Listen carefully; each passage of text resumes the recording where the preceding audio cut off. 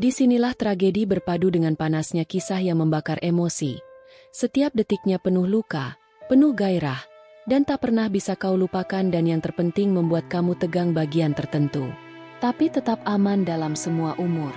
Subscribe, like dan komen sekarang karena akan membuat semangat kami. Semoga yang subscribe kita doakan akan diberi kelancaran dalam hal apapun. Sebelum cerita ini menelan hatimu, pada suatu sore yang cerah, di sebuah desa yang terletak di kaki gunung, terdapat sebuah rumah sederhana yang dihiasi dengan bunga-bunga di sekitar halaman. Rumah itu milik seorang wanita yang bernama Clara. Clara bukanlah orang asing di desa tersebut. Namun banyak orang yang hanya mengenalnya sebagai seorang ibu tunggal yang menjalani hidup dengan penuh kesederhanaan. Di balik senyum lembutnya, Clara menyimpan banyak cerita tentang hidup yang penuh lika-liku. Clara adalah seorang janda yang dulunya hidup bahagia bersama suaminya. Seorang pria yang penuh kasih dan selalu ada untuknya. Namun, kehidupan tidak selalu seperti yang kita harapkan. Suaminya meninggal dalam sebuah kecelakaan beberapa tahun lalu, meninggalkan Clara dengan satu anak perempuan yang masih kecil. Meskipun begitu, Clara tetap berusaha menjalani kehidupan dengan penuh semangat. Meski banyak kenangan yang membuat hatinya terkadang merasa berat. Suatu hari, datanglah seorang pemuda bernama Raka.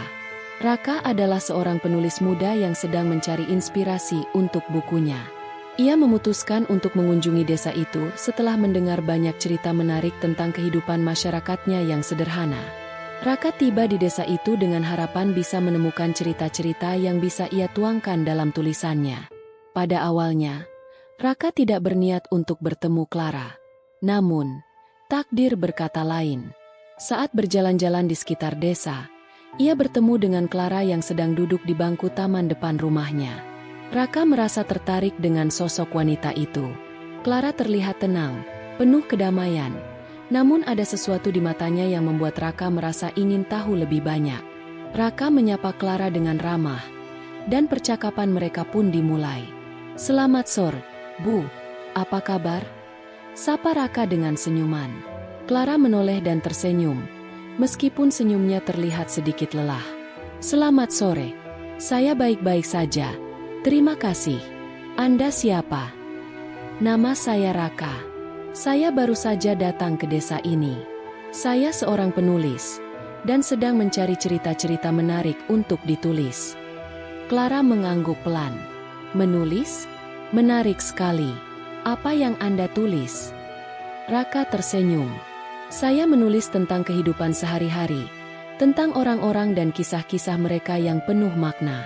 Saya percaya bahwa setiap orang memiliki cerita yang luar biasa, bahkan yang terlihat biasa sekalipun." Clara terdiam sejenak, seolah-olah berpikir, "Mungkin kamu benar.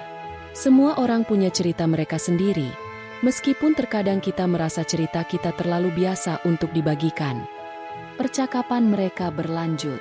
Raka, yang merasa ada kedalaman dalam pembicaraan Clara, merasa tertarik untuk mendengar lebih banyak. Tanpa mereka sadari, waktu berlalu begitu cepat. Mereka berbicara tentang berbagai hal, tentang kehidupan, tentang kenangan masa lalu, dan tentang cara mereka melihat dunia. Clara menceritakan tentang suaminya yang sudah tiada, dan bagaimana ia berusaha untuk tetap kuat demi anaknya.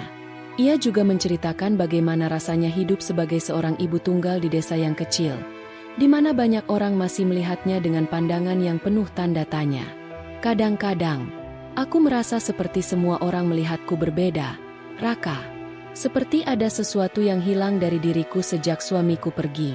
Aku berusaha menjalani hidup, tapi tetap saja ada rasa kehilangan yang tidak bisa dihilangkan." Raka mendengarkan dengan penuh perhatian. "Saya bisa merasakannya. Kehilangan memang bukan hal yang mudah untuk dihadapi. Tapi, mungkin ada kekuatan yang bisa ditemukan dalam kenangan itu. Bukankah kenangan itu juga bagian dari hidup kita yang tak bisa dipisahkan?" Clara menatapnya, sedikit terkejut dengan pemahaman Raka. "Mungkin kamu benar. Aku terlalu sering menghindari kenangan itu. Takut rasanya terlalu sakit untuk mengingatnya. Tapi mungkin, justru dengan mengenang dia, aku bisa merasa lebih dekat dengan siapa aku sebenarnya." Percakapan mereka semakin mendalam. Raka merasa nyaman berbicara dengan Clara. Ada kedamaian yang ia rasakan dalam setiap kata yang diucapkan Clara. Tidak ada topik yang tabu, tidak ada pertanyaan yang mengganggu. Semua terasa begitu alami. Pada malam hari, Clara mengundang Raka untuk tinggal makan malam bersama. Raka menerima undangan itu dengan senang hati. Di meja makan, mereka berbicara lebih lanjut tentang kehidupan mereka masing-masing. Raka berbicara tentang keluarganya yang sangat mendukungnya untuk mengejar mimpinya menjadi penulis. Clara, di sisi lain, menceritakan bagaimana ia belajar mandiri setelah kepergian suaminya dan bagaimana ia berusaha mengajarkan anaknya tentang arti keteguhan hati. Seiring berjalannya waktu, aku belajar bahwa hidup tidak selalu sesuai dengan apa yang kita harapkan. Tapi itu tidak berarti kita harus berhenti berusaha, kata Clara sambil tersenyum kecil. Raka mengangguk, merasa terinspirasi oleh kata-kata Clara. Itulah yang saya cari dalam hidup, Bu. Orang-orang seperti Anda, yang tetap bertahan meski ada banyak hal yang bisa membuat mereka menyerah. Setelah makan malam, Clara mengajak Raka untuk duduk di teras belakang rumahnya. Di sana, mereka bisa melihat langit malam yang penuh bintang. Suasana itu begitu tenang. Hanya terdengar suara angin sepau-sepau yang menyentuh dedaunan. Terima kasih sudah datang ke sini, Raka.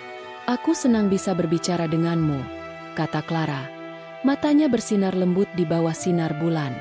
Raka tersenyum dan menjawab, saya juga senang bisa mendengarkan cerita Anda, Bu.